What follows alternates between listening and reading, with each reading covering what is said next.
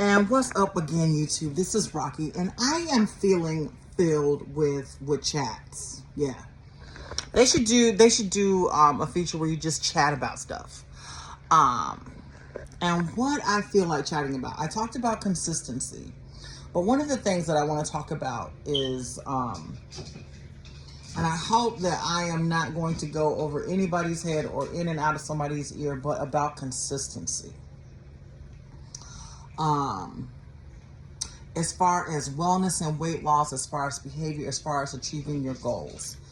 You know you're good at something. You know you got this, but still you have doubt. Like you've been at it for a long time and you just don't understand. I mean, you're still doing stuff. You're producing works. You're making shit, making things function for yourself, but still you don't feel the effects of routine. And that is because you need to build consistency. I know I tried to tap on it yesterday in one of my other videos, but I don't think I wasn't able to, as far as me explaining the true nature of consistency. I'm trying to mount my phone, hold on. The only way to really achieve success or your goals in life is to form a consistency, to consistently do things so that behavior and attitudes become second nature. When something is at the forefront in your mind, it's just at the forefront in your mind and you're thinking about it all the time. And sometimes thinking about too much can turn into worry and obsession, and that kind of impedes your progress.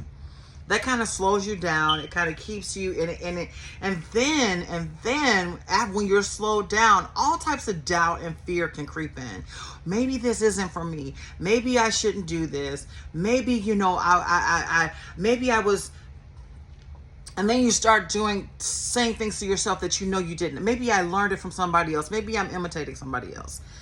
I started my YouTube channel because I had an idea. I was in tears. I was like, I just lost my house. I just lost my dad. And it was because I was not prepared. And you can't be prepared for life, y'all. Let me put that out there right now. You cannot be prepared for life. But one of the things that I've realized that when you're going through an emotional process is that people see you. They see your vulnerabilities. And that is opening yourself up to the harsh realities of this world, is that people take opportunities to do whatever it is, to take advantage of certain situations. And it just happens. It happens. One of the things that I was not able to do because of the interference of other family members, being unawares of my parents' final wishes, because that's basically involved in my own life, basically involved in my own situation and circumstance. I was being very selfish, very self-centered. I was not being healthy. I was not being helpful, the way that I was raised to be. And healthy and helpful means to be able to be there for your loved ones, to be responsible, to take the responsibility when my parents were not able to. And when my father died unexpectedly, he died in a tragic way, and it just startled the whole family. He didn't leave any debt, but he left property and an inheritance, and other family members, and the details of it still are not clear. So I was unprepared for that. Because I didn't know I didn't know his final wishes, and all I know was we were left with the house, and we were left with the responsibilities of a house, and I failed to gain a consistency with dealing with certain situations, and that's out of fear, and that's out of caution as well. Because sometimes certain situations you're just not ready for. It doesn't mean it's not for you. You just are not ready for it. There are too many interferences. There are too many problems. Like anybody, like for me and my my wellness and weight loss journey, I have been wanting to lose weight for a long time. The pandemic hit. I fell into a depression, and that was basically because I had 2 children. My body had gone through all types of metabolic changes, all types of pH changes, all types of behavioral changes. And when I started to work out, and when I started to do things that I thought that I could do when I was younger and pre-motherhood, I ran into the harsh reality that my body had given birth to 2 human beings. Some women are strong, y'all. Some women are strong. I'm not one of those women. I had 2 complicated pregnancies. And when I realized that my body could not perform at the level that I expected it to, I fell into a depression. And all of that is psychological. All of that is psychological because I was depending on past behaviors where I had not been impacted by a life-changing, life-altering medical experience. And when I didn't do that, I automatically fell into a depression because I didn't know about the physics or the mechanics of the body and the effects of giving birth to children. I didn't know about the mechanics of it. I didn't know how your body's metabolism would change.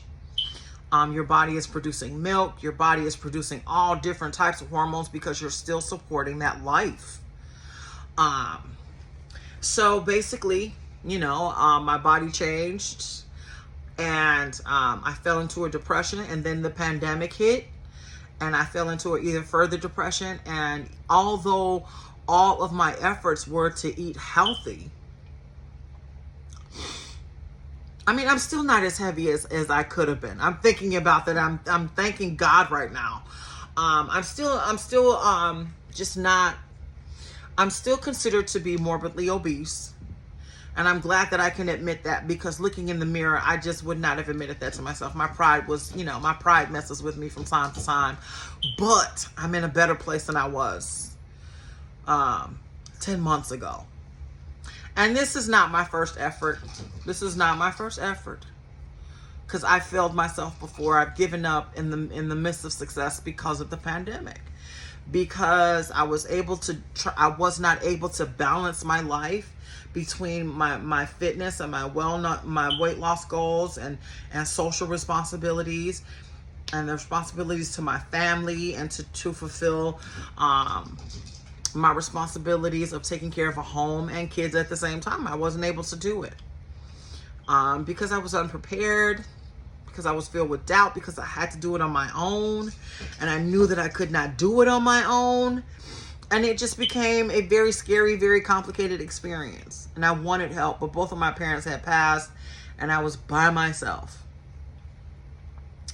Nobody can prepare you for those unexpected life events where you are where you're taking on responsibility for the first time by yourself, all on your own. Nobody's help but you. Yeah, that's what I'm talking about. And it's so important I have a new respect for single parenting. I really do. I was not raised by a single parent. I was raised by 2 people, and I am a single parent, which is why I now have respect for single parents, because it is very, very difficult. I think that single mothers and fathers deserve all the respect and support that they can get, and I hope that they do get it, because it is very, very difficult to take on the responsibilities of being a parent, along with working and handling other responsibilities in your life. All of that is important to your well-being and your wellness. And a lot of times, the responsibilities that we take on are underestimated. They're devalued, because it's expected for adults to be able to do a lot of things, and you can't. Whether you're a child or a teenager or an adult, you still have those responsibilities. And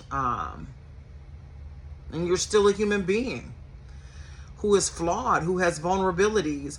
And a lot of times, we as adults are scolded and mocked because we're not doing things according to somebody else's standards that are unrealistic, that are a result of numbers and statistics and what is expected. But the reality of it is that you can only do what you can tolerate. And you can only tolerate and endure whatever it is that you can, the amount of responsibility that you can take on. And for me, it was a lot. When I started my YouTube channel, I had just moved into where we live right now after losing the house, after losing my parents. And I was, I still had that determination in me because I loved living on my own. I love living on my own where it was peaceful and it was quiet.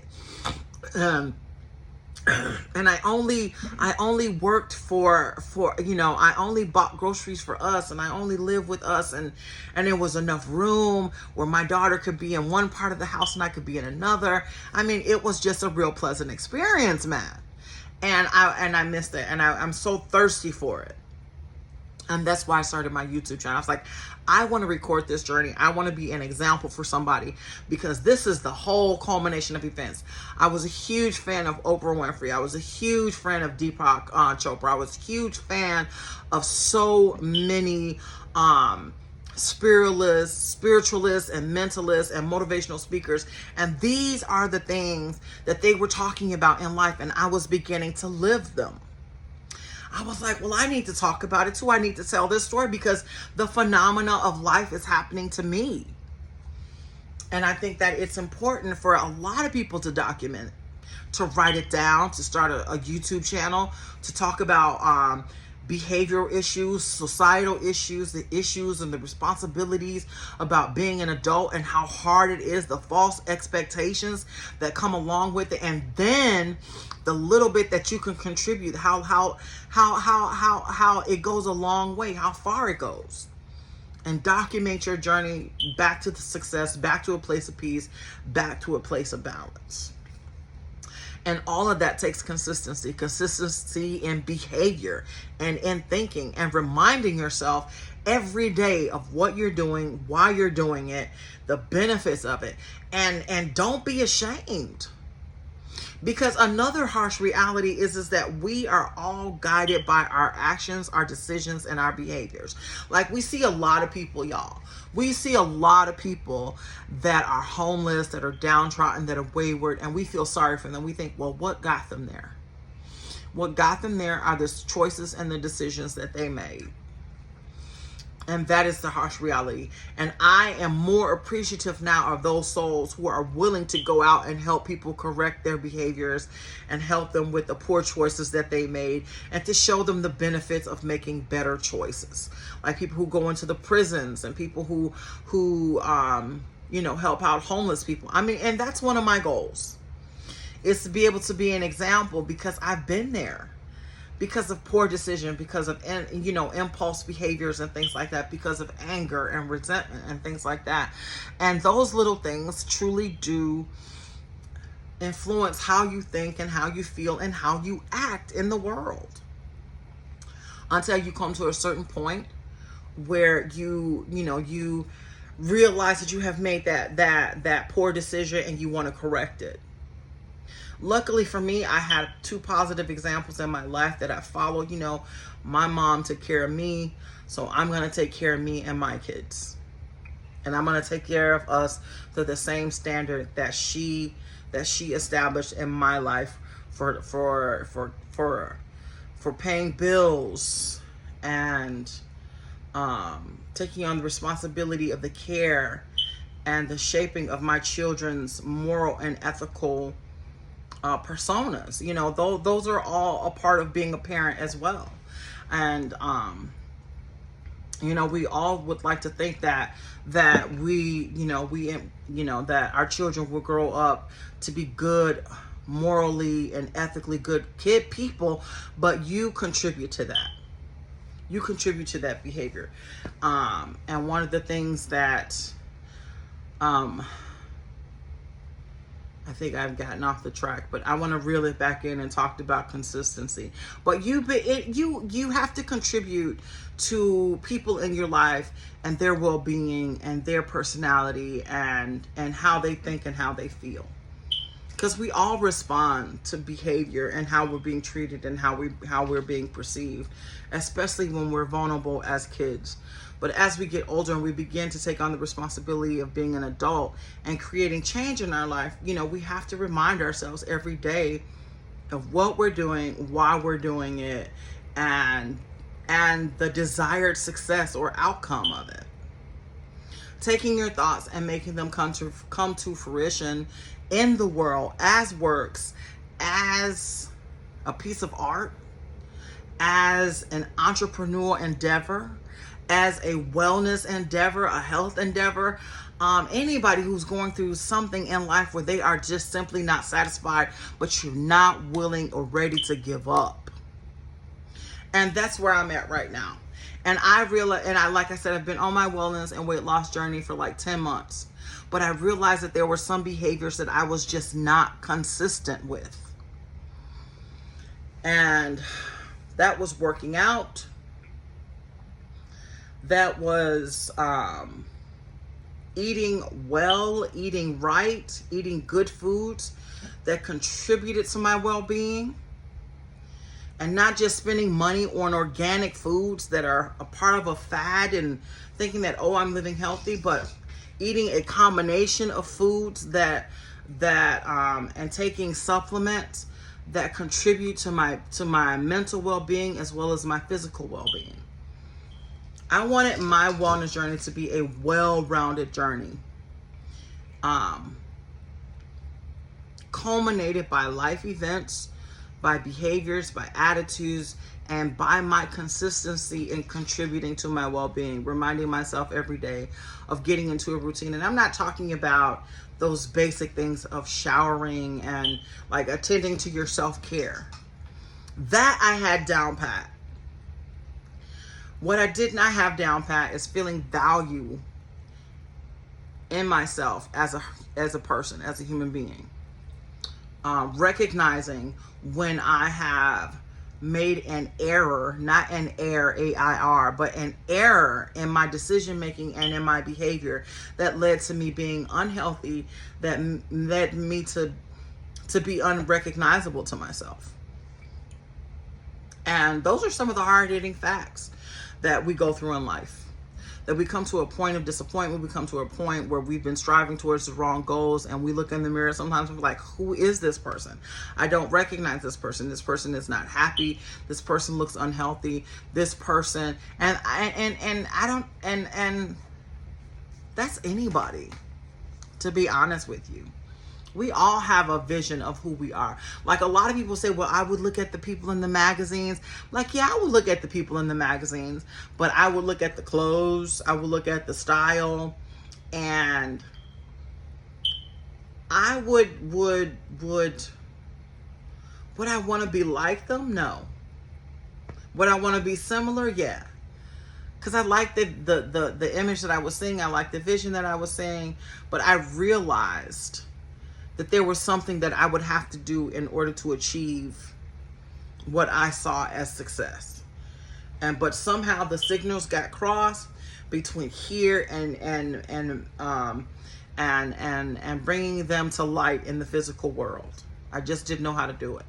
I didn't have the know-how to do it. I wasn't consistent. Whenever there was a sensitive issue or a sensitive topic, I would become depressed. I would become overly sensitive, and then I would go into denial or indecision. Like, nah, I really don't want to do that, because I felt like it was embarrassing, or I felt like it was a point where I should have known better. I think that's one of the most embarrassing things as an adult that we confront, is that we feel like we should have known better.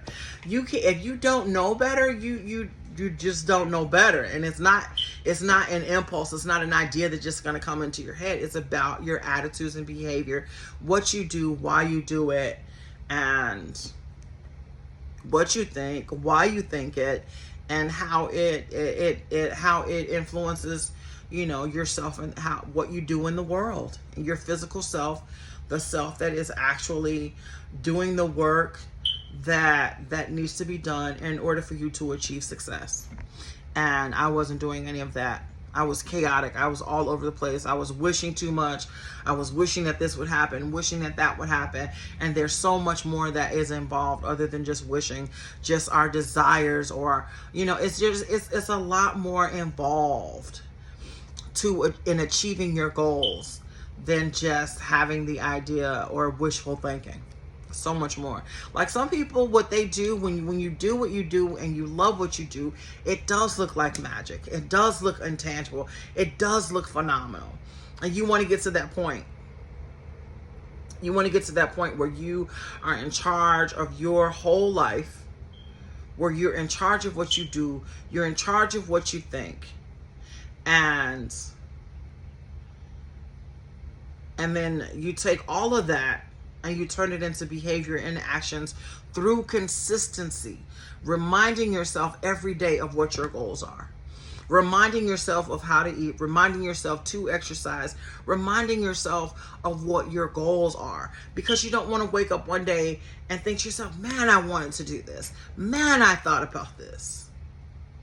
You want to be able to see some example of what you want in your life.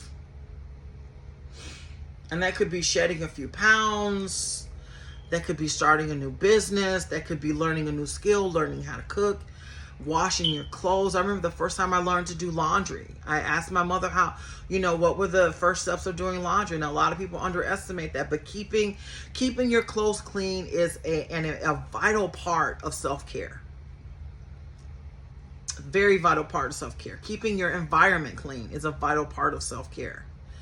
Being able to be comfortable within your living space is a vital part of self-care. Being able to know when to throw things away, being able to get rid of things that are not important. We sometimes become obsessive about things because we're not consistent. Like we're consistent for a short period of time, and then boom, we get, and then we lose that consistency. We fail to establish that routine. We fail to establish that connection. And then you stop doing it. And then you start up again. And that's not good, because that causes emotional upheaval. But we get to a certain point in life where we're doing things. We hit a point of depression, of denial, of angst, and we begin to kind of give up on ourselves. But then that's where if you've been consistent with something for a long time, it has a way of backing up your plans. It has a way of reminding you of what your plans are. It has a way of reminding you what your goals are in life, so that you can reflect and be like, okay, I'm experiencing some success in this area. I'm beginning to remind myself every day of what's important. And then you get to begin again. And the desired outcome of consistency is that if you begin again, you have more energy, more focus, more drive, so that you go further. So that consistency becomes routine, so that routine becomes second nature, and it becomes a part of who you are, and you start doing what it is that you love. And my cat is beginning to start to freak out, so I'm going to end this video and attend to him. It takes 30 days to break a bad... Oh my God, my nails. It takes 30 days to break a bad habit, but it also takes 30 days to learn a new, more positive, more productive behavior. I want to say thank you to my new subscribers. I hope that I've said something in this video that is helpful to you. If you're just starting out in life, if you're going through a period where you're at work and you're having to compete, recognize that competition is competition, and let your skills work to the betterment of your success.